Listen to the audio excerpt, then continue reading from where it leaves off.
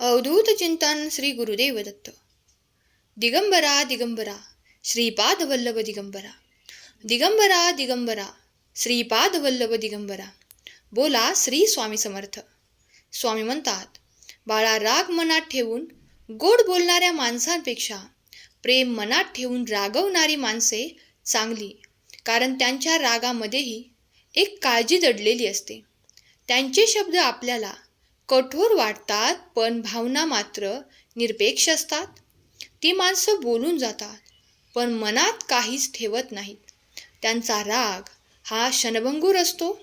त्यांचं प्रेम हे आयुष्यभर टिकतं, कारण नातं त्यांच्यासाठी खूप मौल्यवान असतं. अशा माणसांना समजून घ्या, कारण ते हरवले तर पुन्हा मिळणार नाही. नदीचे पाणी गोड असतं, कारण ते नेहमी देत असते. समुद्राचे पाणी खारट असतं, कारण तो फक्त घेत असतो. नाल्याचे पाणी दुर्गंधी देतो, कारण ते ठप्प झालेलं असतं. हेच तर खरं आयुष्य आहे. देत राहाल तर लोकांना गोड वाटेल. देत राहाल तर लोकांना गोड वाटेल. घेत राहाल तर खारट वाटेल. आणि जर थांबला तर लोक तुम्हाला निरुपयोगी समजतील. सत्कर्म हाच खरा जीवन मार्ग आहे. सत्य वाटत असेल तर एक लाईक करा आणि आपल्या प्रियजनांना शेअर करा. कोणी पहाटे 5 वाजता उठून दिवस सुरू करतो, तर कोणी रात्री 2 पर्यंत मेहनत करतो. कोणी 22व्या वर्षी बिझनेस सुरू करतो, तर कोणी 35व्या वर्षी स्वप्न पाहायला सुरुवात करतो. काही लोक ही 2 वर्षात यशस्वी होतात, तर काहींना 10-10 वर्ष लागतात, पण दोघेही यशस्वी होतात. आपली ही वेळ येईल, त्यामुळे तुलना करणे थांबवा. तुमचं आयुष्य, तुमचा प्रवास आणि तुमचं वेळापत्रक हे वेगळं आहे. उशीर झाला तरी हरकत नाही. लवकरच सुरुवात केली तरी घाई करू नका आणि मजेत जगायचं आहे. आपल्या पद्धतीने, शांतपणे आणि विश्वासाने भगवंतावरती विश्वास ठेवा. सर्व काही शक्य होईल. सहमत असाल तर चॅनेलला सबस्क्राईब करा आणि हा संदेश तुम्ही शेवटपर्यंत ऐका. जेवढे गप्प बसणार तेवढा माणूस आतून फडफडणार. जेवढे मदतीला धावणार तेवढेच स्वतः दुःखात बुडालेला असणार. जेवढा हसणार तेवढाच आतून तुटलेला. जेवढा शांत दिसणार तेवढाच मनात वादळ घेऊन चालणारा. जेवढा स्वतःवर हसणारा तेवढाच अनुभवाने पोळलेला. जेवढा सगळ्यांना समजून घेणारा तेवढाच स्वतःला कोणालाच न कळणारा. माणसांची वेगवेगळी रूपे आहेत, त्यामुळे लोकांचा विचार तुम्ही करू नका.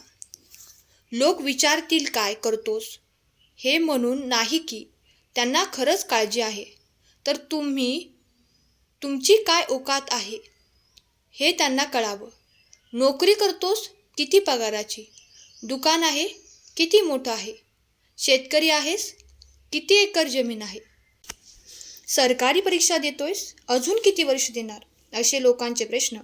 आणि जेव्हा त्यांना तुझी औकात कमी वाटेल तेव्हा खोटं समाधान देतील, मनात खुश होतील आणि निघून जातील. त्यामुळे अशा लोकांना महत्त्व देऊ नका.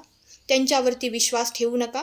विश्वास ठेवायचाच असेल तर परमेश्वरावरती, भगवंतावरती ठेवा, कारण तो प्रत्येक वेळी आपल्या प्रिय भक्तांच्या पाठीशी असतो. सहमत असाल तर होय देवा टाईप करा आणि हा संदेश 2 जणांना शेअर करून संदेश शेवटपर्यंत ऐका. बायकोचं रडणं दुःखदायक असतं, पण हेही तितकंच खरं आहे की एखाद्या पुरुषाचं रडणं म्हणजे हातावरच्या रेषा मिटून जाणं. ईश्वराने स्त्रीला बाहेरून कोमल आणि आतून शक्तिशाली बनवलं आणि पुरुषाला बाहेरून कठीण आणि निरागस आतून बनवलं, एखाद्या लहान बाळासारखं. म्हणून जितकं प्रयत्न एखाद्या स्त्रीच्या हसण्याचं कारण जपण्यासाठी करावे लागतात, तितकेच प्रयत्न एखाद्या पुरुषाच्या डोळ्यातलं पाणी थांबवण्यासाठी सुद्धा व्हायला हवं. स्त्री आणि पुरुष दोघांवर ही दुनिया उभी आहे. पुरुष पुढे चालतो ढाल बनून आणि स्त्री थोडे मागे चालते, त्याचं पाऊल डगमगू नये म्हणून. त्यामुळे आपल्या जीवनसाथीचा सन्मान करा, आदर करा आणि भगवंतावरती विश्वास ठेवा. टेन्शन घेऊ नका. सर्व काही व्यवस्थित होईल. भगवंतावरती विश्वास ठेवून काम करत राहा. सर्व तुमच्या मनासारखं नक्कीच होईल. लोक बोलतील, प्रत्येक वेळेस लोकांना दोष देत बसू नका. आईबाबांना, नशीब, समाज, परिस्थिती हे सगळं बदलतं, पण आईबाबा बदलत नाहीत. आपण मात्र स्वतः बदलू शकतो. कोणाशी ना स्पर्धा, कोणाशी ना कॉम्पिटिशन, फक्त स्वतःशी प्रामाणिक वागायचं. रोज थोडं वाचायचं, थोडंसं लिहायचं, थोडंसं शिकायचं आणि थोडंसं कमवायचं, पण थांबायचं नाही.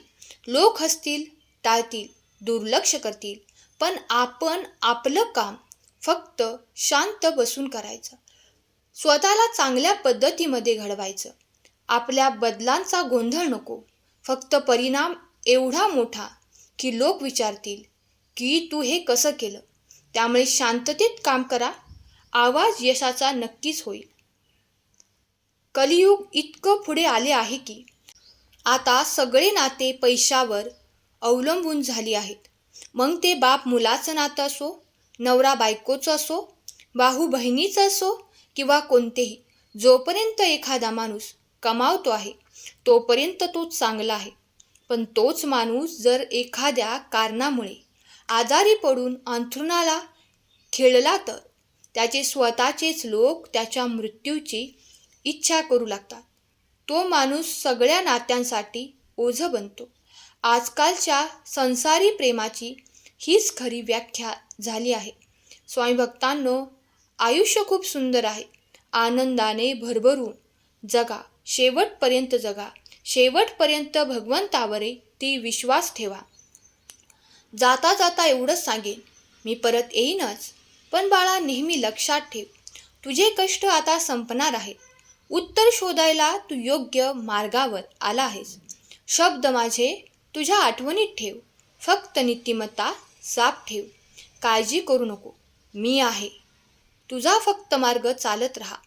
जर तू जिंकलास तर तू खरा ठरशील स्वामी भक्त. हा संदेश शेवटपर्यंत ऐकल्याबद्दल धन्यवाद. स्वामी तुमच्यावर कृपा करोत. स्वामी भक्तांना आजचा संदेश कसा वाटला हे कमेंट करून नक्की सांगा आणि स्वामी नामाचा जयघोष करायला विसरू नका. केलेली सेवा स्वामींचरणी अर्पण करते.